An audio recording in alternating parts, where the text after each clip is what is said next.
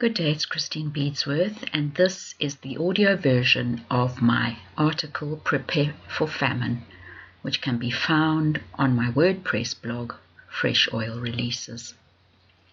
I have noticed a distinct change in the tone of the dreams and visions I have been given in the last 6 weeks.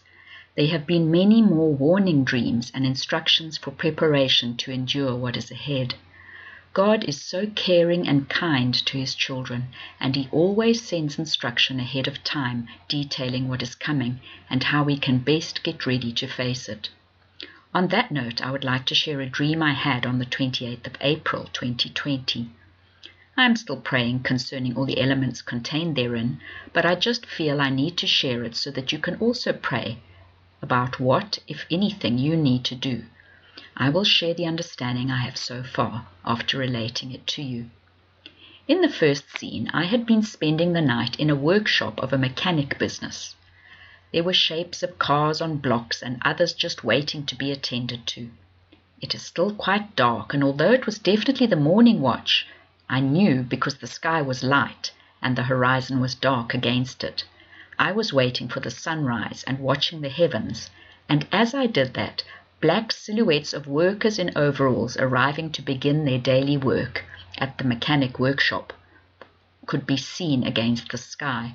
They greeted me as they walked into the workspace, and as they did so, behind them I saw the very fleeting sunrise, which manifested as a bright blood-red sky, which according to local folklore means there is a big storm coming. You all know the old saying, red sky at night, shepherd's delight, red sky at morning, shepherd's warning. So the red sky in the morning was a warning sign that a challenging day and a storm is ahead. The next scene took place during the day. It seemed as if we were in an unsafe time. There's an empty playground in front of me with not even a blade of grass in sight, just bare sandy ground everywhere. Everything looks shut down, a bit derelict, and I am tucked in a corner by a government school building. I am seated on a bench and trying not to be seen, while I have a conversation with a spiritual friend online using my laptop. The connection keeps dropping and there is a lot of interference. We are comparing notes, and I am trying to decipher the hieroglyphics on a beautifully decorated vase in a photograph, and adding to them as we talk. The whole atmosphere of the environment gives the impression that it is unsafe to be out and about. I am nervous and watchful, although there's nobody around. There's some sort of tarpaulin or covering stuffed in the gap between the bench and the wall of the school building, looking as if it belongs to someone who will be coming back to retrieve it, with the idea of using it for sleeping and covering themselves on the streets at night because they are homeless. Some dodgy, gangster-like people walk past, but for some reason they leave me alone. Then I see 2 roaming, starving cats pass by, one shortly after the other. They look like they have not eaten for a month, and one is just a head on a raw skeletal body. Then the Lord speaks to me, and he says, people in cities must start to raise animals for food. If they can't have a lamb, they must get chickens. 3 times he repeats this exact statement. Shortly after this, the friend I was talking to online came to speak to me in the dream. We went into one of the cubicles of the school toilets to talk privately and safely. I told her face to face about the Lord saying that people must raise animals for food in cities, and repeated in her hearing 3 times just as the Lord had spoken it. And then the dream ended. This is my understanding so far. The dream begins in the morning watch, specifically the middle portion called nautical twilight. I know this because of the silhouettes against the light sky. And if you want to have more understanding of the different phases of the morning watch, you can find articles on that on my storehouse page of my website. There is a strong warning in the red sky sunrise I see, indicating that a bad storm is happening, and only those who are watching will get the warning because it was very briefly seen. This could be both natural, financial, political, or spiritual storms, or all of them. The Lord had previously told me that 2020 is the morning watch year, a time of preparing for what is coming and a time to get properly positioned to endure and do kingdom business. People are arriving in the middle of this morning watch year to fix vehicles that need attention. Vehicles could represent ways of going forward, safe transport for the day we are entering. The fact that they need work speaks of not being fully functional and prepared for the journey that must be made. This dream seems to take place during a time of drought. There's no grass in sight, and neither is society functioning normally because the children are not at school and there's no traffic on the roads. If the scene of daytime in the dream is like this, it is indicating that the years after the morning watch year are going to be far from normal, that weather patterns are going to change and vegetation is going to die as a result. And there are also some form of restrictions on movement because I could see nobody else except the gangsters who were obviously moving illegally. The father's statement of advice about raising animals seems to be a warning of an imminent famine, a severe shortage of meat and other protein sources like eggs. It still seems to be lockdown in my dream, and the animals are starving as evidenced by passing stray cats. It is a time of great economic hardship as people are sleeping on the streets. My friend and I are struggling to have fellowship online because of the level of interference in communication methods available.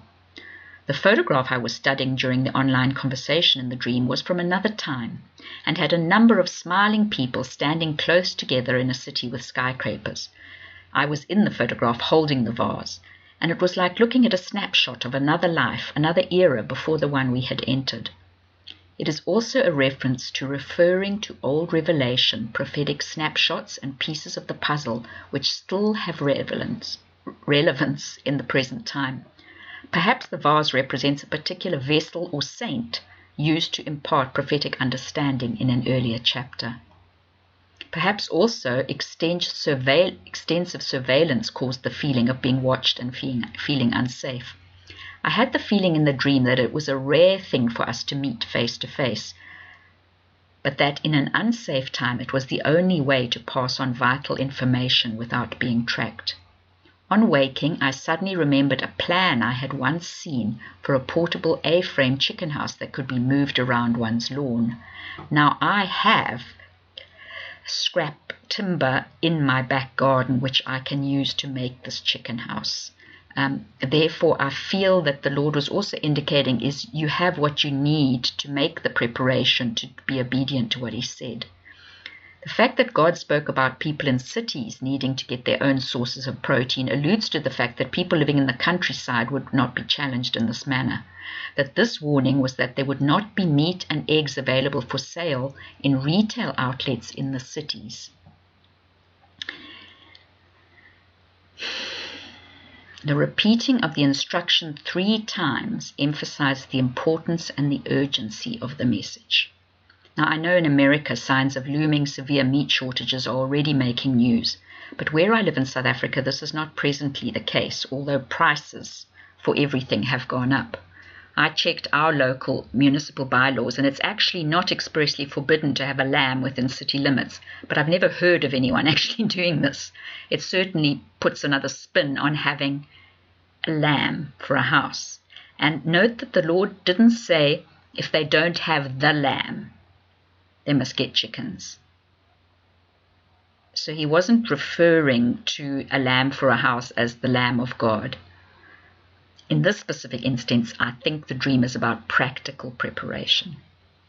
It is considered more normal for people in suburbs to have a few chickens, although cockerels are illegal, no doubt due to noise pollution. Now, obviously, if one lives in an apartment, this is in no way possible, unless you want to have a chicken walking around and laying eggs on your countertop. And I do have a friend whose chicken does lay eggs on her kitchen counter. She's really a pet, very tame. But please take this to prayer, as famine is definitely looming on the not-too-distant horizon. Ask the Lord if there is anything that you need to do.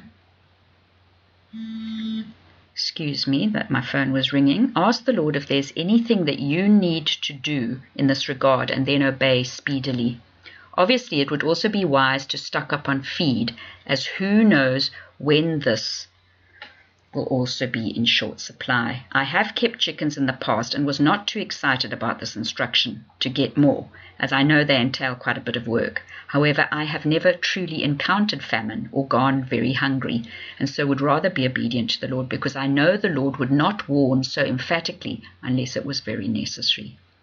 There are a number of YouTube videos for those just starting out, and I have pasted the backyardchickens.com link for those who want useful information. Raising lambs I know absolutely nothing about, and I'm still quite intrigued that the Lord would even mention this. But this much I know: the Father wants us to be as ready as we can be, both spiritually and in the natural, for the day that stretches ahead of us. May He give you wisdom, further revelation, understanding, and counsel as you seek His face for His instruction in these days. God bless you.